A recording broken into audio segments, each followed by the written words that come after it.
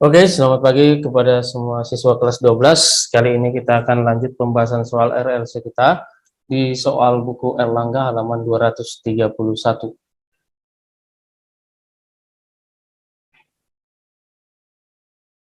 Oke, kita lanjut dari yang nomor 2. Arus sinusoidal dengan nilai maksimum 6 ampere mengalir melalui sebuah resistor 5 ohm. Tentukanlah daya rata-rata yang didisipasikan pada resistor tersebut. Ya. Oke, pertama kita harus tahu dulu apa hal yang diketahui di dalam soal tersebut. Yang pertama adalah besarnya kuat arus maksimumnya. Kuat arus maksimumnya itu sama dengan 6 ampere. Kemudian hambatan resistornya itu adalah 5 ohm. Ditanya adalah berapa daya rata-rata yang didisipasikan pada resistor itu. Oke, untuk menghitung berapa nilai daya rata-rata, kita harus tahu dulu apa rumus daya rata-rata. Jadi rumus daya rata-rata itu adalah I efektif pangkat 2 dikalikan dengan R. Pertama, kita cari nilai dari I efektif dari sini. I efektifnya itu sama dengan I maksimum dibagi dengan akar 2. Berarti I maksimumnya itu adalah 6 ampere dibagi dengan akar 2. Oke, ini kita bagi 6 dibagi akar 2. Kita pangkat 2 kan. Kita kali dengan 5 ohm.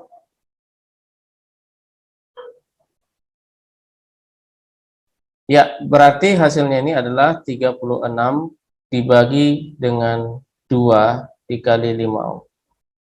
Berarti ini adalah 90 watt. Ya, itu yang pertama, soal yang nomor 2. Kita lanjut ke nomor 7. Tegangan V ditampilkan oleh persamaan V sama dengan 25 V sin 628 T. Diberikan pada ujung-ujung sebuah induktor. Tentukan tegangan efektifnya. Oke, kita lihat dari sini persamaan V-nya. V-nya di situ kan sama dengan 25 volt sinus 628 T. Ini kan persamaan dari V sama dengan V maksimum sin omega T. Oke, jadi untuk menjawab option A, di situ kan dikatakan bahwa tegangan efektif, ya. Tegangan efektif itu setara dengan tegangan maksimum kita bagi dengan akar 2. Berarti tegangan maksimumnya itu 25 volt dibagi dengan akar 2. Kita kalikan akar sekawan, akar 2 per akar 2 itu sama dengan 12,5 akar 2 volt.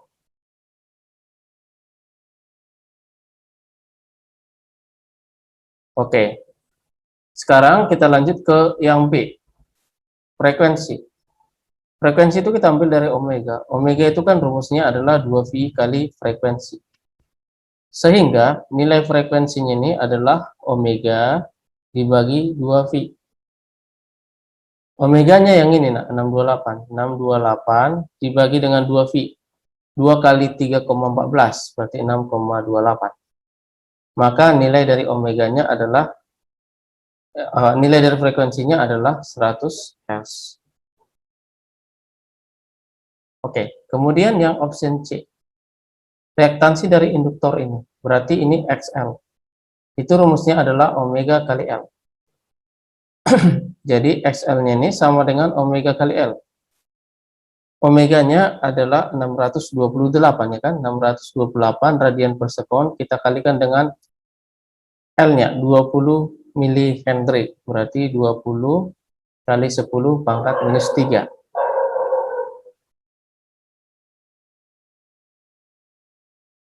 Oke, maka nilai dari XL-nya ini sama dengan 12,56 ohm.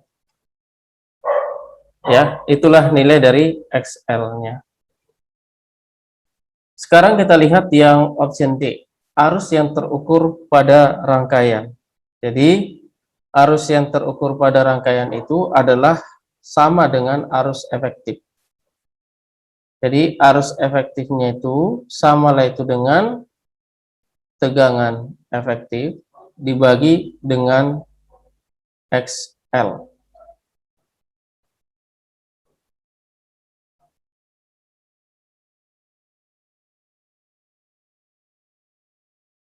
Oke, kemudian kita bagikan dia.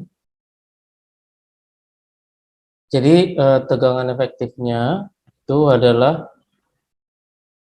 12,5 akar 2, ya kan? Berarti 12,5 akar 2 kita bagi dengan XL-nya adalah 12,56 ya, 12,56 ohm. Oke. Jadi ini sekitar akar 2 lah ini ya, arus efektifnya itu sekitar akar 2. Ya, kita menganggap yang atas ini sama dengan yang bawah. 12,5 sama dengan 12,6 ya. Sekitar akar 2 tadi ya. Oke, kemudian kita lihat dari persamaan yang menampilkan arus dan juga daya sesaat maksimum yang mungkin yang diberikan pada induktor tersebut. Ya. Jadi untuk mendapatkan nilai dari persamaan arusnya itu, untuk induktor kan persamaan arusnya itu sama dengan IM sin omega T min 90 derajat. Oke, jadi arusnya itu sama dengan minus IM cos omega T.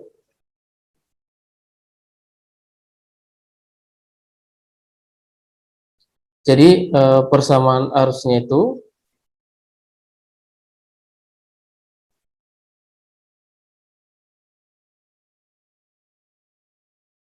sama yaitu dengan Vm kita bagi dengan XL cos omega T.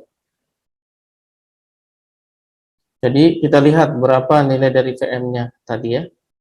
Vm-nya itu kan 25, kemudian XL-nya 12,56. Berarti itu sekitar 2 ya. Minus 25 dibagi 12,56 cos 628 T. Berarti ini minus sekitar 2 lah ini ya, 2 cos 628 T. Kemudian yang bagian F, ini bagian E tadi anak. Kemudian bagian F-nya itu yaitu daya maksimum yang mungkin diberikan. Berarti untuk memperoleh nilai daya itu rumusnya kan tegangan kalikan dengan kuat arus. Berarti kita masukkan persamaan tegangan. Persamaan tegangannya tadi kan 25 sin 628T. Berarti sin 628T kita kalikan dengan arusnya yang ini, minus 2 cos 628T. Ini minus 2 cos 628T.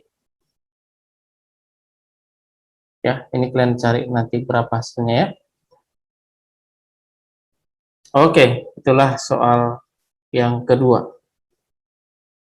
Kita lanjut yang soal yang nomor 8. Sebuah tegangan sinusoidal dengan tegangan maksimum 20 volt dengan frekuensi 40 Hz dihubungkan ke ujung-ujung sebuah kapasitor. Jika arus maksimumnya 15,7 mA, tentukanlah nilai dari kapasitas dari kapasitor tersebut. Oke, di situ diketahui bahwa nilai dari tegangan maksimumnya itu adalah 20 volt. Kemudian frekuensinya adalah 40 Hz. Kemudian arus maksimumnya itu sama dengan 15,7 mA. Oke, kita cari dulu berapa nilai XC. XC itu adalah V maksimum dibagi dengan arus maksimum. Jadi V maksimumnya itu adalah 20 dibagi 15,7 kali 10 pangkat minus 3.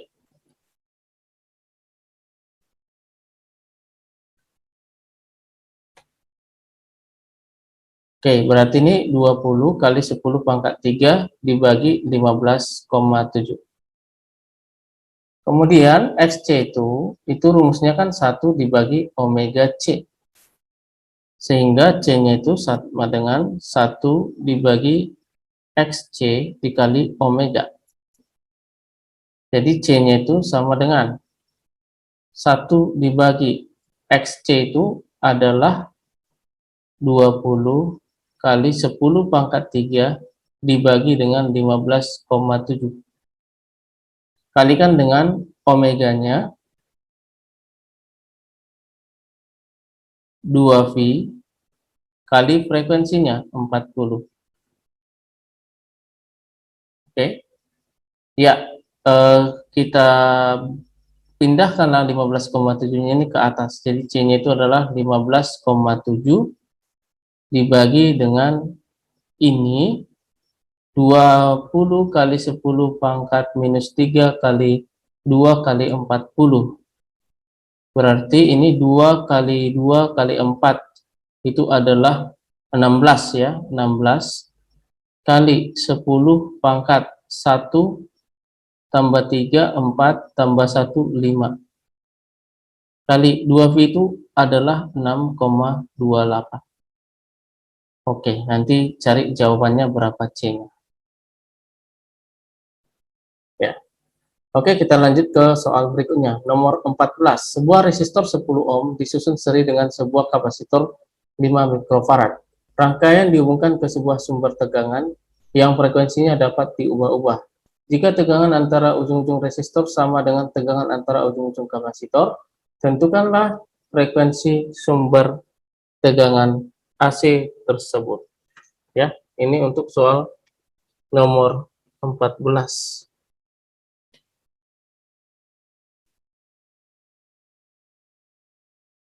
Oke, yang diketahui di dalam soal itu adalah nilai dari hambatannya R sama dengan 10 ohm. Kemudian C sama dengan 5 mikrofarad.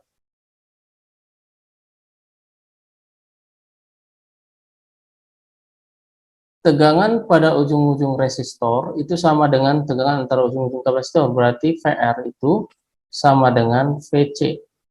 Itu. Oke.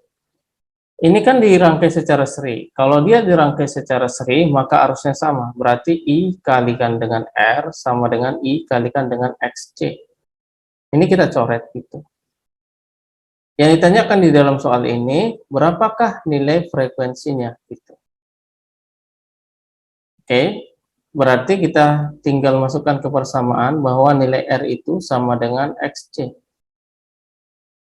R sama dengan XC itu sama dengan 1 per omega C. Sama dengan 1 per omega itu adalah 2V kali frekuensi kali C. Jadi bisa kita tentukan nilai dari frekuensinya itu sama itu dengan 1 per 2V kali C kali R. Gitu. Berarti 1 per 2, V-nya 3,14. Kali, masukkan C-nya 5 mikrofarad, 5 kali 10 pangkat minus 6. Kalikan dengan R-nya 10 ohm. Oke, kita lihat di sini nilai frekuensinya sama dengan ini 10, 2 dengan 5, itu kan 10. Dengan 10, kita coret dengan 10 pangkat minus 6. Jadi 10 pangkat minus 4. 10 pangkat minus 4 ini kita naikkan, berarti 10 pangkat 4 dibagi dengan 3,14. Nah, ini kalian cari jawabannya berapa ya. Itu untuk soal nomor 14. Next, nomor 16. Oke, di sini resistor, induktor, dan juga kapasitor dirangkai secara seri. Yang pertama, kita cari berapa nilai dari impedansi rangkaian tersebut, ya. Ini kayaknya soal terakhir, ya. Oke, kita cari berapa nilai dari impedansinya.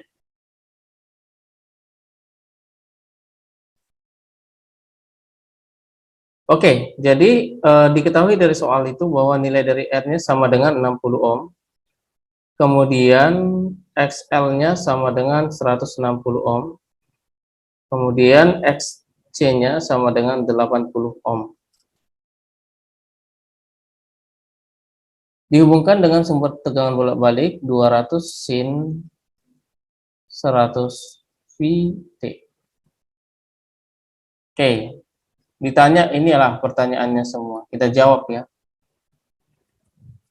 Impedansi itu Z itu sama dengan akar dari R pangkat 2 tambah XL dikurang XC pangkat 2.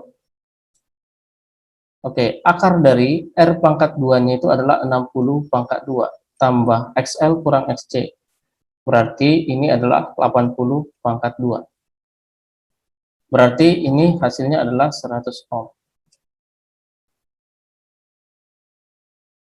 Kemudian, beda sudut fase antara tegangan terhadap arus. Oke, berarti ini kita gunakan rumus tangen theta. Ya, kita gunakan rumus tangen theta. Berarti tangen theta sama dengan XL dikurangi dengan XC dibagi dengan R. Berarti kita tinggal masukkan angkanya, XL-nya adalah 160 dikurang 80 dibagi dengan 60 tangen theta.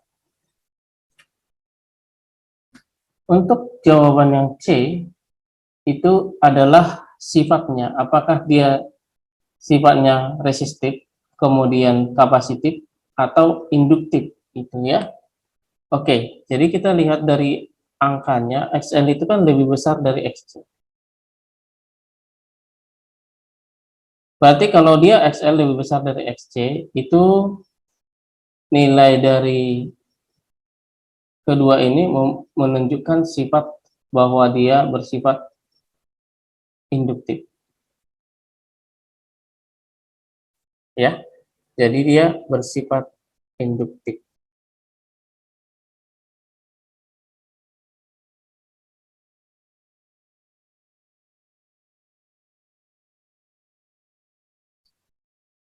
Oke, kita lihat dari D-nya, tulis persamaan arusnya. Jadi kan persamaan arusnya itu, kita lihat ke slide berikutnya, nak, ya. Oke, untuk persamaan arus,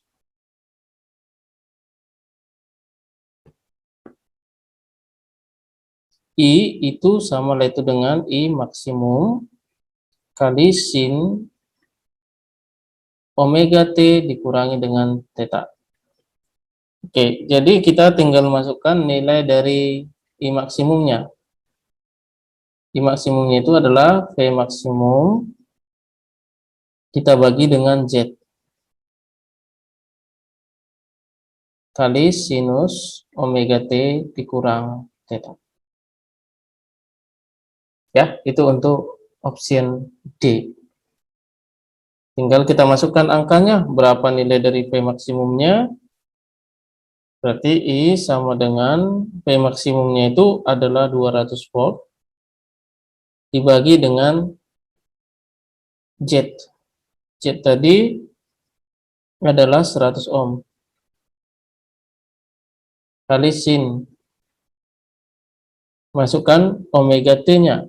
Omega T-nya adalah 100 VT. 100 VT kurang theta. Oke, theta ini saya peroleh dari mana, Pak? Dari sini. Dari sini tadi. Dari tangen theta, setelah kamu dapat, maka tinggal masukkan angkanya.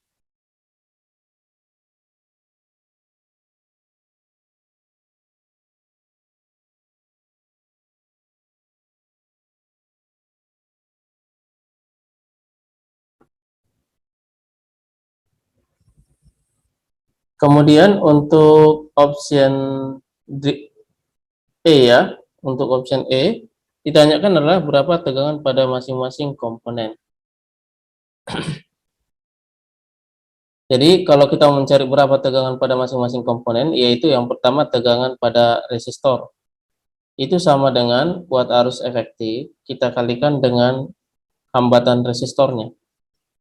Kemudian tegangan pada kapasitor itu sama dengan kuat arus efektif, kita kalikan dengan XC-nya. Kemudian tegangan pada induktor itu sama dengan kuat arus efektif, kita kalikan dengan XL-nya. Bagaimana cara mendapatkan kuat arus efektif? Jadi kuat arus efektif itu rumusnya yaitu kuat arus maksimum kita bagi dengan akar 2. Tadi kan di soal diketahui, di pembahasan diketahui bahwa kuat arus maksimumnya itu kan adalah 2. Kita bagi dengan akar 2. 2 dibagi akar 2 itu adalah akar 2. Jadi akar 2-nya itu nanti kalian masukkan ke sini. Jadi akar 2 kali R, kemudian ini kan contohnya satu aja ya. Akar 2 kali R, nanti tinggal masukkan akar 2 kali XC, akar 2 kali XL. Ya, itu option E. Kemudian option F, di situ ditanya daya. Daya itu sama dengan I efektif kuadrat dikalikan dengan R. Oke, jadi I efektifnya adalah akar 2 tadi karena akar 2 kuadrat kita kalikan dengan R-nya. Ya, berarti 2 kalikan dengan 60 sama dengan 124. Oke, sampai di sinilah untuk pembahasan soal kita hari ini. Selamat pagi semuanya.